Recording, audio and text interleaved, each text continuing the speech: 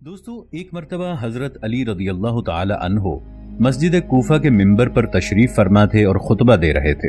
خطبہ اختتام پذیر ہونے کے بعد سامعین میں سے ایک شخص اٹھا اور کہنے لگا، اے حضرت علی رضی اللہ تعالی عنہ، میں شام سے کئی مہینوں کا سفر طے کر کے کوفہ تک پہنچا ہوں تاکہ میں آپ سے کچھ سوالات کر سکوں، تو اس لیے میں آپ سے کچھ سوالات کرنا چاہتا ہوں۔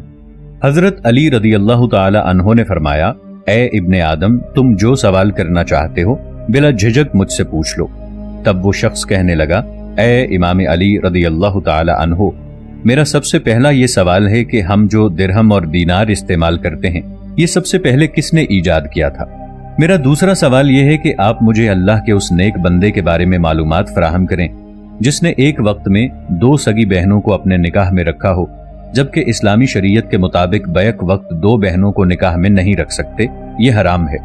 2 بہنوں کے ایک ساتھ نکاح کرنے کے بعد بھی وہ اللہ کا معزز اور نیک بندہ تھا۔ میرا تیسرا سوال یہ ہے کہ آپ مجھے اللہ تعالیٰ کے ان 6 انبیاء کرام کے بارے میں بتائیں جن کے ایک کی بجائے 2 نام تھے۔ میرا چوتھا سوال یہ ہے کہ مجھے 5 ایسے انبیاء کرام کے بارے میں بتائیں جن کی زبان عربی تھی اور وہ عربی میں ہی بات کیا کرتے تھے۔ میرا 5واں سوال یہ ہے کہ وہ ایسی کون سی مخلوق ہے جس پر اللہ تعالیٰ نے وحی نازل فرمائی تھی؟ وہ مخلوق نہ جن، نہ فرشتہ اور نہ ہی انسانوں میں سے ہے۔ میرا 6واں سوال یہ ہے کہ وہ ایسی کون سی مخلوق ہے جس پر انسانوں نے جھوٹ باندھا تھا؟ وہ مخلوق بھی نہ جن، نہ فرشتہ اور نہ ہی انسان ہے۔ میرا 7واں سوال یہ ہے کہ انبیاء علیہم السلام میں سے حسب نسب کے حساب سے اللہ تعالیٰ کے نزدیک سب سے زیادہ معتبر کون ہے؟ میرا 8واں اور سب سے آخری سوال یہ ہے کہ آپ مجھے قرآن پاک کی ان 5 آیات کے بارے میں بتائیں جیسا کہ قرآن پاک میں ارشاد ہے، اور جب کانوں کو پھاڑ دینے والی آواز کو بلند کر دیا جائے گا، اس دن انسان اپنے بھائی سے دور بھاگے گا، اپنی ماں سے دور بھاگے گا، اپنے باپ سے دور بھاگے گا، اپنی بیوی سے بھی دور بھاگے گا، اپنی اولاد سے بھی دور بھاگے گا، اور یقیناً ہر انسان پر وہ دن آ کر رہے گا جس دن انسان کو اپنے علاوہ کسی اور کی فکر نہ ہوگی۔ اے حضرت علی رضی اللہ تعالی عنہ، میں قرآن پاک کی ان آیات کو پڑھ کر بہت پریشان ہو جاتا ہوں اور سوچتا ہوں، جس ماں نے درد اور تکلیف کے بعد اولاد کو پیدا کیا، باپ نے مجھے ساری زندگی سہارا دیا، بیوی نے ساری زندگی میری خدمت کی، جس اولاد کے لیے میں نے ساری زندگی مشقت برداشت کی، تو کیا قیامت کا دن اس قدر خوفناک ہوگا کہ مجھے اپنے سوا کسی کی بھی فکر نہ ہوگی؟ آپ مجھے قرآن پاک کی ان آیات کے بارے میں تفصیل سے بتائیں کہ روز قیامت کیا ہوگا۔ ناظرین، یہ واقعہ آج سے 1000 سال قبل کا ہے۔ یہ واقعہ احادیث کی ایک مستند کتاب عیون اختر الرضو والیوم 1 چیپٹر 24 حدیث نمبر 1 میں موجود ہے۔ تب حضرت علی رضی اللہ تعالی عنہ نے ارشاد فرمایا، اے ابن آدم، تمہارا سب سے پہلا سوال یہ ہے کہ اس دنیا میں درہم و دینار کا سکہ کس نے رائج کیا تھا؟ تو اس کا جواب یہ ہے کہ اس سکے کو بابل کے ایک ظالم بادشاہ نمرود بن کنعان نے ایجاد کیا تھا۔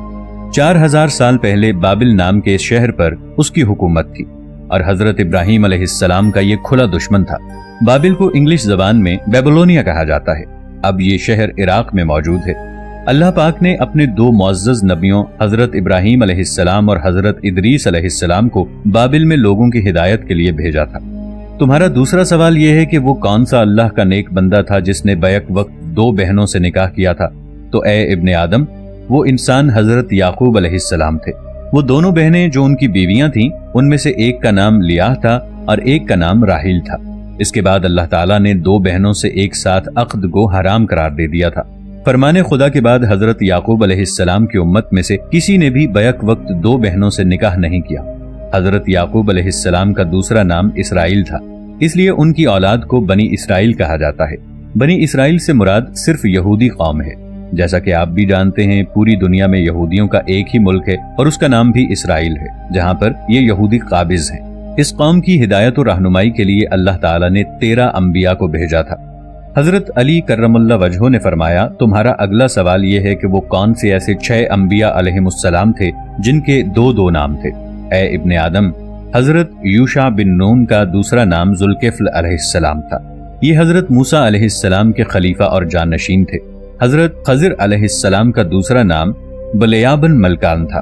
حضرت یعقوب علیہ السلام کا دوسرا نام اسرائیل تھا۔ حضرت یونس علیہ السلام کا دوسرا نام ذنون تھا۔ حضرت عیسیٰ علیہ السلام کا دوسرا نام مسیح تھا۔ اور ہمارے پیارے آقا حضرت محمد مصطفیٰ صلی اللہ تعالی علیہ وآلہ وسلم کا دوسرا نام احمد ہے۔ اب تمہارا اگلا سوال کہ وہ اللہ کے کون سے ایسے 5 نبی ہیں جو عربی میں بات کیا کرتے تھے، تو اے ابن آدم، حضرت ہود علیہ السلام، حضرت صالح علیہ السلام، حضرت اسماعیل علیہ السلام، حضرت شعیب علیہ السلام اور حضرت محمد صلی اللہ تعالی علیہ وآلہ وسلم عربی میں بات کیا کرتے تھے۔ تمہارا اگلا سوال یہ ہے کہ وہ کون سی مخلوق ہے جس پر اللہ تعالیٰ نے وحی نازل کی جو نہ انسان، نہ جن اور نہ ہی کوئی فرشتہ ہے، تو اے ابن آدم، وہ مخلوق شہد کی مکھی ہے۔ اسی لیے اللہ تعالیٰ نے قرآن پاک میں یہ ارشاد فرمایا، اور دیکھو تمہارے پروردگار نے شہد کی مکھی پر وحی نازل کی، پہاڑوں میں، درختوں میں اور گھروں کی چھتوں میں اپنے چھتے بنا اور ہر قسم کے پھلوں کو کھاتی جا اور اپنے رب کے صاف رستوں پر چلتی جا۔ شہد کی مکھی کے پیٹ سے پینے کے لیے ایک شربت نکلتا ہے، اس کے مختلف رنگ ہوتے ہیں۔ اس شربت میں اللہ تعالیٰ نے لوگوں کے لیے شفا رکھی ہے، بے شک غور و فکر کرنے والوں کے لیے اس میں نشانی ہے۔ شہد کی مکھی پر وحی کا ذکر قرآن مجید کی سورۃ النحل آیت نمبر 68 اور 69 میں ہے۔ تمہارا اگلا سوال ہے، ایسی کون سی مخلوق ہے جس پر انسانوں نے جھوٹ باندھا؟ نہ ہی وہ جن ہے، نہ ہی وہ انسان اور نہ ہی وہ فرشتے ہیں۔ اے ابن آدم، وہ مخلوق ایک بھیڑیا تھا۔ یہ وہ بھیڑیا ہے جب حضرت یوسف علیہ السلام کے بھائیوں نے ان کو کنویں میں پھینکتے وقت ان کے جسم مبارک سے ان کی قمیض اتاری، یہ تمام بھائی اس قمیض پر خون کے نشانات لگا کر رات کے اندھیرے میں حضرت یعقوب علیہ السلام کے پاس پہنچے اور زار و قطار رو کر کہنے لگے کہ آپ کے بیٹے اور ہمارے بھائی کو ایک بھیڑیا کھا گیا ہے۔ ہم نے اس کی حفاظت کرنے کی بہت کوشش کی لیکن ناکام رہے، اور یہ خون سے بھری قمیص اس بات کی دلیل ہے کہ اس کو بھیڑیا کھا گیا، کیونکہ کسی بھی بھیڑیے نے حضرت یوسف علیہ السلام کو نہیں کھایا تھا۔ اس بھیڑیے کا ذکر قرآن مجید کی سورہ یوسف کی آیت نمبر 16 اور 17 میں دیکھا جا سکتا ہے۔ تمہارا اگلا سوال یہ ہے کہ تمام انبیاء کرام میں سے خاندان اور حسب و نسب کے اعتبار سے اللہ تعالیٰ کے نزدیک سب سے زیادہ معزز اور عزت والا کون ہے؟ تو اے ابن آدم، تم یہ بات یاد رکھو کہ اللہ کے نزدیک تمام انبیاء کرام میں سب سے زیادہ معزز، عزت دار حضرت یوسف علیہ السلام ہیں، کیونکہ حضرت یوسف علیہ السلام وہ ہیں جن کے والد یعقوب علیہ السلام بھی نبی تھے، آپ کے دادا اسحاق علیہ السلام بھی نبی تھے، آپ کے پردادا حضرت ابراہیم علیہ السلام بھی نبی تھے۔ دوستو، صحیح بخاری کی حدیث نمبر 3490 اور صحیح مسلم کی حدیث نمبر 6161 کے مطابق ہمارے پیارے نبی حضرت محمد مصطفیٰ صلی اللہ تعالی علیہ وآلہ وسلم کا بھی یہی فرمان ہے کہ خاندان اور حسب و نسب کے اعتبار سے سب سے زیادہ عزت والے حضرت یوسف علیہ السلام ہیں۔ حضرت علی کرم اللہ وجہ الکریم نے فرمایا، تمہارا 8واں اور آخری سوال یہ ہے کہ قرآن پاک میں موجود ان 5 آیات کی تفسیر بتائی جائے۔ جیسا کہ اللہ تعالیٰ نے قرآن پاک میں ارشاد فرمایا، جب کانوں کو پھاڑ دینے والی آواز بلند ہوگی، اس دن انسان اپنے بھائی سے دور بھاگے گا، اپنی ماں سے دور بھاگے گا، اپنے باپ سے دور بھاگے گا، اپنی بیوی سے بھی دور بھاگے گا، اپنی اولاد سے بھی دور بھاگے گا، اور یقیناً ہر انسان پر وہ دن آ کر رہے گا جس دن انسان کو اپنے علاوہ کسی اور کی فکر نہیں ہوگی۔ ان آیات کے پیچھے یہ راز چھپا ہوا ہے کہ قیامت کے دن حضرت آدم علیہ السلام کا بیٹا قابیل یہ کہے گا، کاش میں نے دنیا کی خاطر اپنے بھائی کو نقصان نہ پہنچایا ہوتا، اپنے باپ آدم علیہ السلام کو پیدا کرنے والے اللہ پر ایمان لایا ہوتا، آج مجھے اللہ کے غضب سے کوئی نہیں بچا سکتا۔ لہٰذا وہ ایسا دن ہوگا جب ایک بھائی بھی دوسرے بھائی کو نہیں بچا پائے گا۔ حضرت نوح علیہ السلام کا بیٹا کنعان یہ کہے گا کہ کاش میں نے دنیا میں اپنے باپ کے بتائے ہوئے راستے پر چلنے کی کوشش کی ہوتی اور ایک اللہ پر ایمان لایا ہوتا، آج تو اللہ کے عذاب سے مجھے میرا باپ حضرت نوح علیہ السلام بھی نہیں بچا سکیں گے۔ اس لیے قیامت کا دن ایک ایسا دن ہوگا جب ایک باپ بھی اپنے بیٹے کو نہیں بچا پائے گا۔ حضرت ابراہیم علیہ السلام کا باپ آزر یہ رو رو کر فریاد کرے گا، کاش میں دنیا میں اپنے بیٹے کے خدا پر ایمان لایا ہوتا۔ قیامت کا دن ایسا ہوگا جب بیٹا بھی اپنے باپ کو بچا نہیں پائے گا۔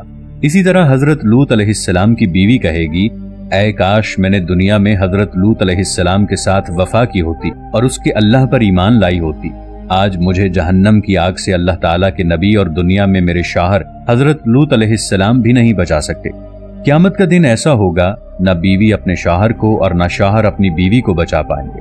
قیامت کا دن اس قدر خوفزدہ کر دینے والا ہوگا، ایک عام بندہ تو کیا، کوئی نبی بھی اپنے خاندان کو نہیں بچا سکے گا۔